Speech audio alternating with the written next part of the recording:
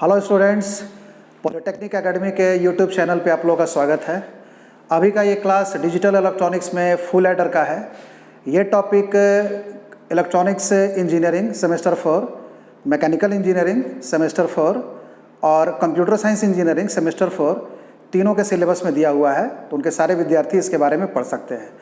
यहाँ पर देखेंगे हम लोगों ने इसका जो मटेरियल है हमने बोर्ड पे बना के रखा हुआ है। ये फुल एडर, सबसे पहले डेफिनेशन के बारे में देखते हैं। जो सबसे पहला इसमें पॉइंट है वो basic full adder is 1 bit full adder.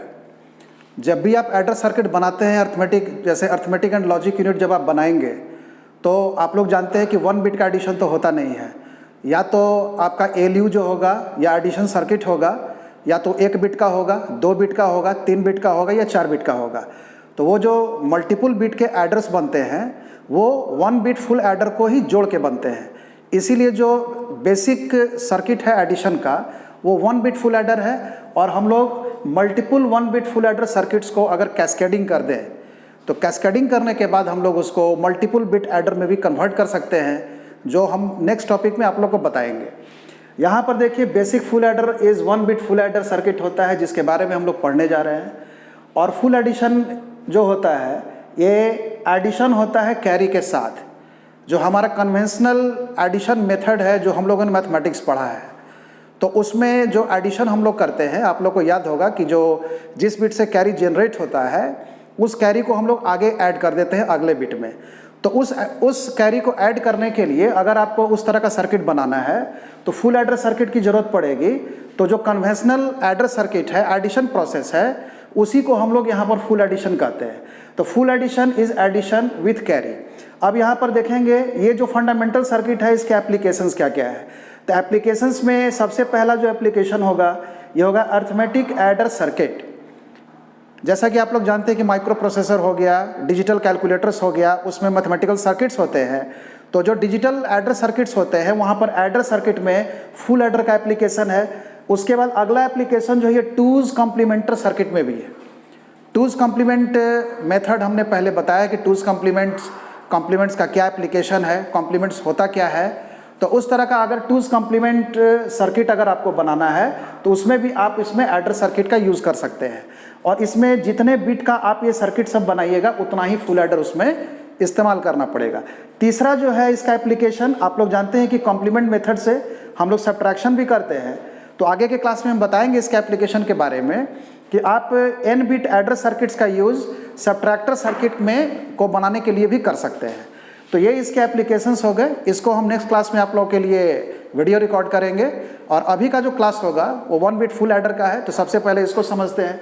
यहाँ पर देखिए, हम लोग यहाँ पर ब्लॉक डायग्राम पहले देखते हैं। तो ब्लॉक डायग्राम ये 1 बिट फुल एडर का है। 1 बिट फुल एडर में जो इनपुट्स होगा, यहाँ पर देखेंगे कि ये बाइनरी नंबर ए का, ये बाइनरी नंबर ए का nth बिट होगा। आप लोग जानते हैं कि एडिशन में nth डिजिट से ही ऐड होता है। तो यहाँ पर किसी भी ए नंबर का nth बिट होगा और बी नंबर का nth बिट होगा। और किसी भी एडिशन में कैरी आपको पता है कि प्रीवियस एडिशन से आता है। तो इसका मतलब ये हो गया कि जो कैरी आएगा वो n-1th बिट से आएगा। तो ये इनपुट इसमें देना है। आप लोग को याद होगा कि अगर ये हाफ एडर होगा तो ये कैरी इनपुट नहीं होता है। तो फुल एडर और हाफ एडर में सिर्फ इस कैरी इनपुट का अंतर है। अगर ये कैरी इनपुट होगा तब ये फुल एडर कहलाएगा, अगर ये कैरी इनपुट नहीं होगा तो ये हाफ एडर कहलाएगा। अब यहाँ पर उसी तरह से जब हम लोग 3 बिट को ऐड करेंगे तो यहाँ पर सिंपली ये सम जनरेट करेगा, कैरी जनरेट करेगा। अब जब आपका ब्लॉक डायग्राम डिफाइन हो गया तो सिस्टम आपने डिफाइन कर दिया कि क्या क्या आपका इनपुट्स होना चाहिए, क्या क्या आपका आउटपुट्स होना चाहिए। और जब इनपुट और आउटपुट डिफाइन हो गया तो आप इसके लिए कॉम्बिनेशनल सर्किट डिज़ाइन कर सकते हैं। तो कॉम्बिनेशनल सर्किट डिज़ाइन का जो सबसे पहला प्रोसेस है, आपको इस इनपुट्स और आउटपुट्स के रेफरेंस में सबसे पहले ट्रुथ टेबल बनाना पड़ेगा। यहाँ पर देखिए, हमने यहाँ इनपुट्स लिखा हुआ है an, bn, cn-1। और K-मैप से सॉल्व करने के लिए चूँकि आप टेबल बनाइएगा तो उसका सर्किट चाहिए होगा, सर्किट के लिए इक्वेशन चाहिए होगा। तो इक्वेशन को प्राप्त करने के लिए K-मैप से यहाँ पर हमने टेबल में टर्म डिफाइन किया है। तो ये टर्म को आप यूज़ करके आप इसको सॉल्व कर सकते हैं।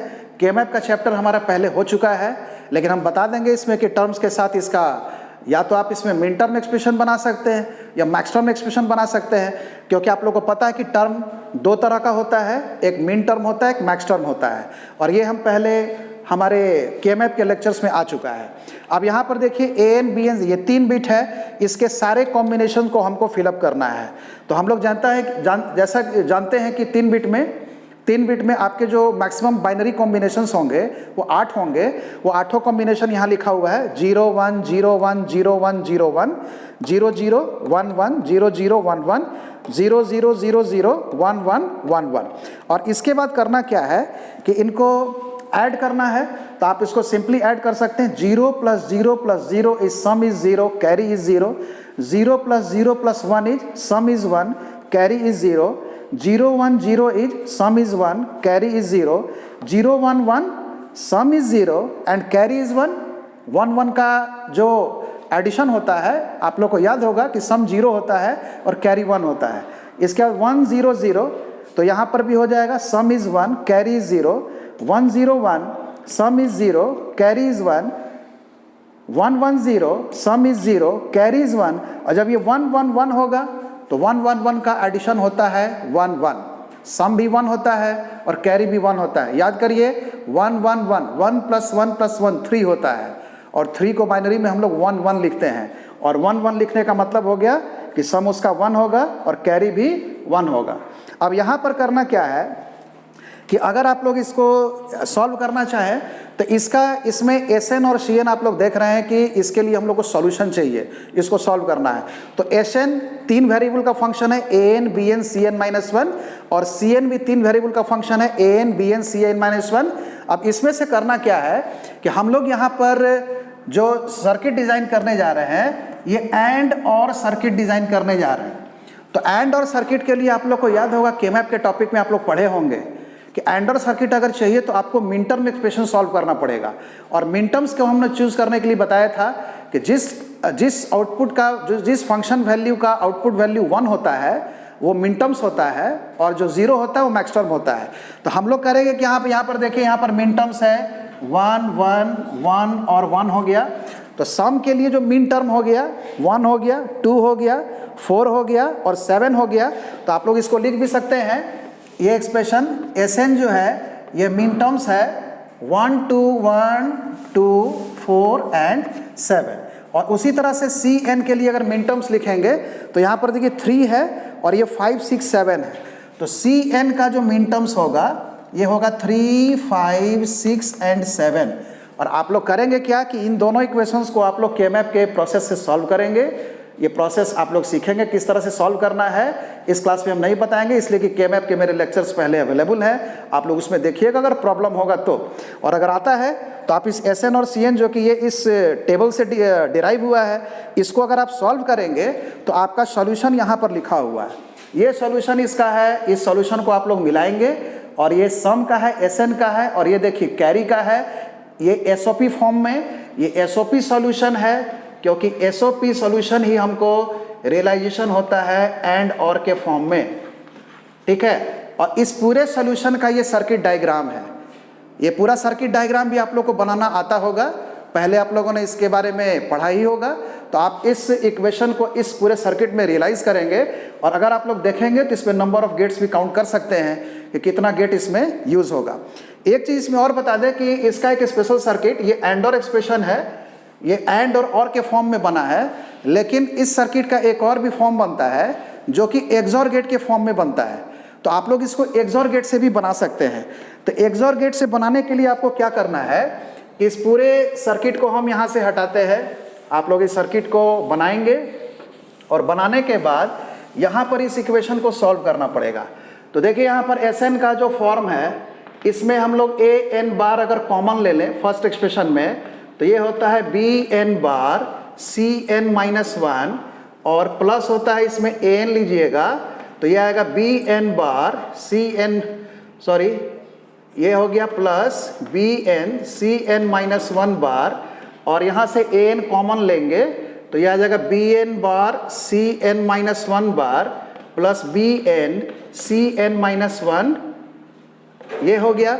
अब हम लोग जानते हैं कि वी नो दैट, आप लोग को पता होगा, we know that A XOR B जो होता है ये होता है A बार B प्लस, अब आप लोग को पता होगा कि ए एक्सॉर बी जो होता है A bar B plus A B bar, XOR का जो इक्विवेलेंट बुलियन अलजेब्रिक एक्सप्रेशन है वो A XOR B A complement B plus A B complement होता है, और ए एक्सनॉर बी जो होता है ये होता है A complement B complement plus A और बी होता है। इसमें देखिए ये ए बी का जो फॉर्म है बी और सी में मिलाइए, ये बी बार सी है, बी सी बार है, इसका मतलब हो गया कि इसका जो इक्विवेलेंट एक्सप्रेशन होगा बी एक्स और सी हो जाएगा।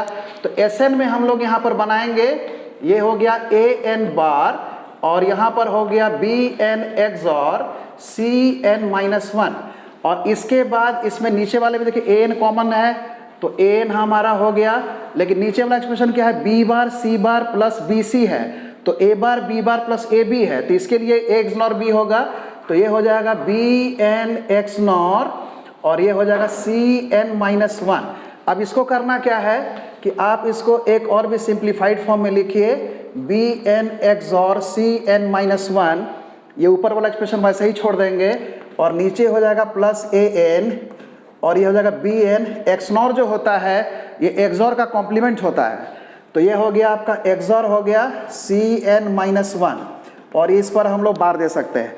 अब यहाँ पर ध्यान से देखिए कि ये ए बार, ये ब्रैकेट ए है, ब्रैकेट बार, ब्रैकेट का वैल्यू कितना है B XOR C, A N bar B XOR C, A N B XOR C complement. इसका मतलब हो गया कि अगर इस फॉर्मूला को ध्यान से देखें तो यहाँ पर ए का मतलब ये ए हो गया, बी का मतलब कि ब्रैकेट हो गया, तो यहाँ पर देखिए ब्रैकेट है और ये ब्रैकेट कॉम्प्लीमेंट है, तो यहाँ पर हम लोग लिखेंगे ए एन एक्सॉर और ब्रैकेट, देखिए ब्रैकेट के साथ चल रहा है और ब्रैकेट का एक्सप्रेशन कितना है, तो ब्रैकेट में हमारा था कितना, तो B N XOR C N B N XOR C N minus one, और इसको आप लोग एक लाइन में और भी आगे लिख सकते हैं, इसके बाद ये ब्रैकेट आप यहाँ से हटा सकते हैं, तो ये इसका फाइनल सोल्यूशन है सम का, एस एन होगा ए एन एक्स और बी एन एक्स और सी एन माइनस वन। इसका मतलब ये हो गया कि आप लोग के पास एक और भी सर्किट आ गया, ठीक है। अब इस सर्किट को हम लोग प्लॉट भी कर सकते हैं।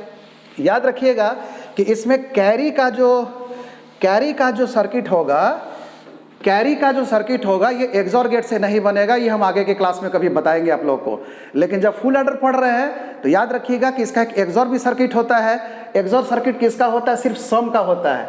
तो यहाँ पर जब आप बनाइएगा इस तरह से तो ये पूरा सर्किट आप फिर इस तरह से बना सकते हैं, ठीक है। यहाँ पर देखिए ये हो गया A N B N C N minus one, यहाँ दो एक्सॉर गेट बनाइए, ठीक है। यहाँ पर दे दीजिए ए बी, यहाँ सी हो गया, और बाकी कैरी का जो सर्किट होगा ये वैसा ही रह जाएगा। तो इसको भी आप लोग बना सकते हैं, ये सम हो गया एस एन, ये हो गया सी एन, इसमें आपको देना है ए एन बी एन, इसमें देना है B N C N minus one, और इसमें देना है A N C N minus one. तो आपका जो पहला सर्किट है आप उसको भी बनाएंगे। अगर क्वेश्चन होगा कि एंड गेट और ऑर गेट सिर्फ यूज़ करके बनाना है, लेकिन अगर एक्सॉर गेट यूज़ करके बनाना होगा तो याद रखेंगे कि सम का जो एक सॉल्यूशन होता है एक्सॉर गेट से भी होता है। कैसे किसी इक्वेशन में पहचानते हैं, कैसे पता करेंगे कि किसी इक्वेशन का एक्सॉर सॉल्यूशन पॉसिबल भी है कि नहीं, ये बात का टॉपिक है। लेकिन अभी के लिए याद रखना है कि जब भी आप फुल एडर बनाएंगे उसका दो सर्किट बनेगा, एक सर्किट जो मैंने पहले बनाया था और एक सर्किट जो कि ज़्यादा पॉपुलर है वो A N B N C N minus one का सम आउटपुट जो है ये एक्सॉर गेट के साथ बनता है। और याद रखेंगे कि कैरी का उस तरह का सर्किट नहीं बनता है, ये आप लोग को बाद में कभी बताएंगे कि कैसे पहचानते हैं। और इसी तरह से ये फुल एडर टॉपिक ख़त्म। अगले क्लास में हम लोग यहाँ पर, जैसा मैंने पहले कहा था कि इसके एप्लीकेशंस के बारे में पढ़ेंगे, तब तक आप लोग इसको रिवाइज करिए। अगर कोई प्रॉब्लम है तो फिर हमसे आप लोग डिस्कस कर सकते हैं। Have a good day.